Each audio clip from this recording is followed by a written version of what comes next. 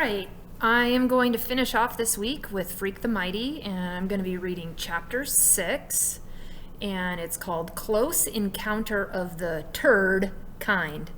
And now remember, now that we're at the end of chapter 6, make sure your questions are answered, and then you go to the quiz, and you can use your book, and you can use any of the questions to help you answer the questions for the quiz. And the quiz will be on chapters 1 through 6. So here's the last chapter for the week. 4th of July, right. Everybody goes nuts. The dads are getting drunk and having their cookouts, and moms are trying to keep all the brats from blowing their precious little pinkies off with cherry bombs, and the kids are running wild through the backyards. It's like no rules apply. And what makes everything real edgy, if you know what I mean, like, let's have a blast and who cares what happens. Don't get the wrong idea, because I love the 4th of July. It's just that people tend to get all choked up about firecracker holidays and they don't see what's really going on, which, like I say, is the dads swilling beer and acting numb. That's the basic formula. Not that Grim ever swills anything stronger than a root beer. No way. The poison never crossed his lips. He likes to say, even though I've seen a picture of him in the army, and that sure looks like a bottle of beer in his hand. And he's got the same whacked by a hammer grin that dudes always get when they're drinking. Anyhow, this is the first year I get to go to the fireworks without Grim and Graham, which I've never understood because it's right down by the mill pond where I've been allowed to go for years. So why should it make a difference just because about 1 million people show up to watch the rockets red glare over that smelly pond? The deal this year is that I get to go with Freak, which Graham thinks is a good idea because she's afraid he's going to get crushed or something. She actually thinks people are going to step on him, which just goes to show how brainless she can be and scared of everything. I mean, nobody steps on little kids down there, so why should they step on Freak? Turns out the thing to worry about is not kid stompers, but beer swillers, like I mentioned before, because Freak and I are still a couple of blocks from the pond, just kind of easing our way along when these punks start mouthing off.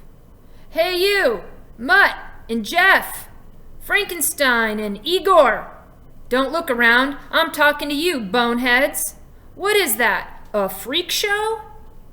I know that voice. Tony D, they call him, Blade. He's at least 17, and he's already been to juvie court 3-4 times. I heard he cut a guy with a razor. He almost died, and everybody says the best way to handle Tony D and his gang is you just avoid them. Cross the street and hide, whatever it takes. Yeah, you, he goes. And he's just doing his hippity walk, strutting along. He's got these fancy, cool cowboy boots with metal toes. Yeah, Andre the Giant and the Dwarf. Hold on a second, I want a word with you. Only, the way he talks, he goes, wanna woid wit ya? Except it's bad enough having to listen to the creep. I don't want to have to spell the dumb way he talks. Anyhow, big mistake. We stop and wait for Tony D. Elias, the bad news Blade. Got any dudes? He asks, pretending he's friendly. He's a couple feet away, but you can smell the beer on his breath. Also, it smells like he ate something dead. For instance, roadkill. But maybe that's my imagination. Pay attention, Tony D says. I asked, you got any?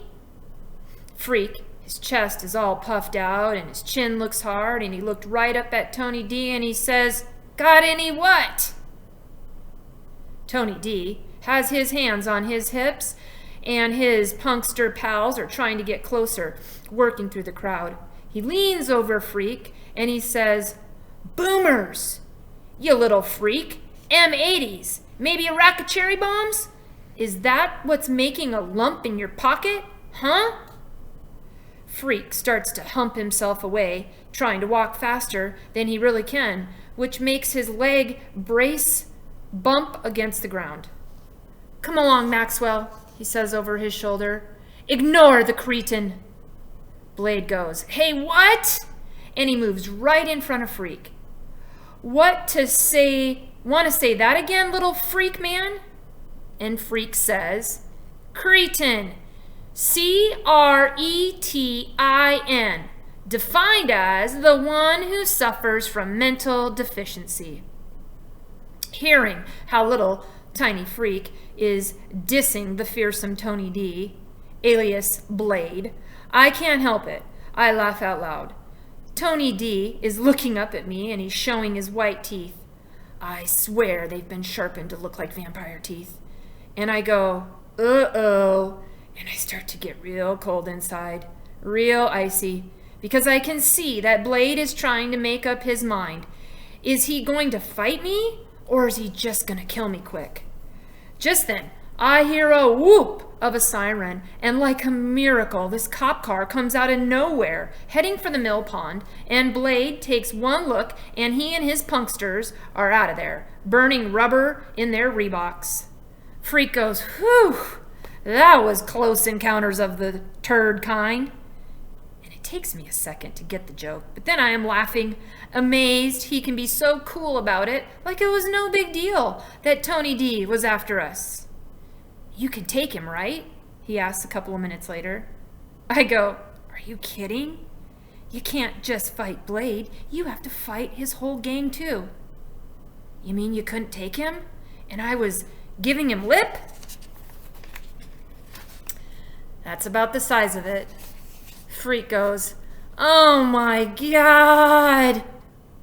And he's shrieking and laughing and whooping it up so loud that everybody is looking at us like we're total goons, which isn't far from the truth. Freak hasn't got his crutch tonight, just the leg brace, and he's laughing so hard he falls down. Not that he has far to go. Anyhow, I pick him up and I am amazed at how light he is. Like it's nothing for me to lift him. And maybe that's where I get the idea. Because later, when we're down by the pond and the first of the rockets is streaking up and Freak is making a fuss because he can't see and there are so many people crowded around, all he can see are feet and knees and people lifting their kids up to see the fireworks explode like hot pink flowers in the sky. And so, I just sort of reach down and without thinking, I pick up Freak and set him on my shoulders. He's kind of trembly up there until he grabs hold of my hair to steady himself, and then the first really big rocket whams off. A humongous thud. I can feel it in my stomach. And Freak is shouting, All right! And I know it's okay. He's not flipped out because I picked him up and put him on my shoulders like he was a little kid instead of possibly the smallest human being in the whole world. Magnesium! He shouts as the white sparkles glitter down over the pond. Potassium chlorate! As the shells go whomp, whomp, whomp, whomp. And everybody goes, Ooh! Potassium nitrate! Sulfur! Aluminum! And after my burst of hot red fire in the sky, Freak tugs my hair and screams, Copper! That's copper powder combusting with oxygen. And when the fire blossoms are flashing blue, he goes, Good old strontium nitrate. And I am thinking, whoa, is there anything that this little dude doesn't know? At the end, like always, they have a thing they call the grand finale. And when they just go nuts and light off everything at once, it sounds like World War III, whizzing and banging and popping, and there's so much hot stuff falling from the sky you can hear it sizzling in the pond. Freak keeps on shouting out the names of the chemicals and elements until the last spark dies in that scummy pond, and the crowd cheers, and then everybody tries to leave at once, like a bunch of morons. That's the end of chapter 6. Next week we will be starting with chapter 7 in Freak the Mighty. All right. Have a good day, guys.